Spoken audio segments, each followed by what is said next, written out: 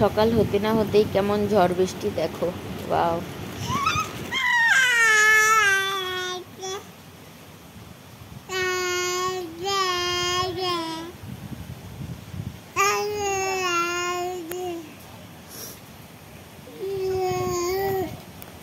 এত ঝড় বৃষ্টির মধ্যে ওরা আম কুড়াতে এসেছে, দেখো গাইস, সাহস। হ্যালো এভরিওয়ান, কেমন আছো তোমরা সবাই? আশা করি সবাই খুব ভালো আছে, আর আমিও খুব ভালো আছি। সঙ্গীতাস ব্যাগে তোমাদের সবাইকে অনেক অনেক ওয়েলকাম অ্যান্ড ভালোবাসা। তো চলো আজকের ভিডিও দেখতে থাকো।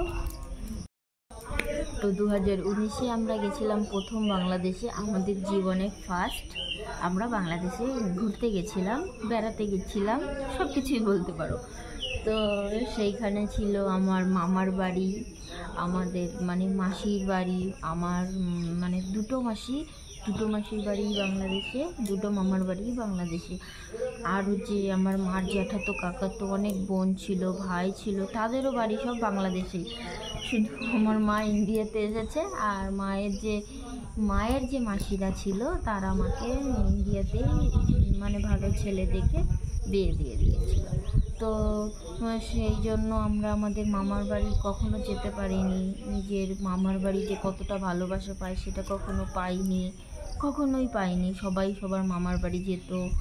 মানে স্কুলে যখন যেতাম তখন সবাই বলতো যে আমরা গরমের ছুটিতে মামার বাড়ি বেড়াতে যাব, মাসির বাড়ি বেড়াতে যাব, দাদু দিদার ভালোবাসা পাওয়া যায় মামার বাড়ি গেলে।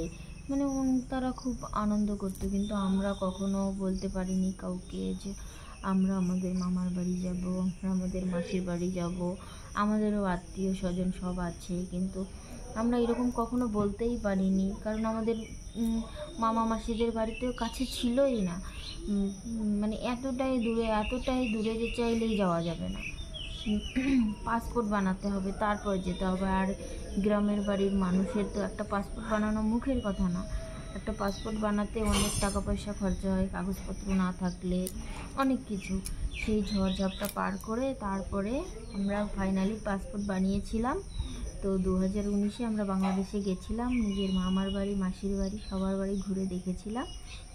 তো তাদের ভালোবাসাকে কতটা সেটা বলে বোঝানো যাবে না।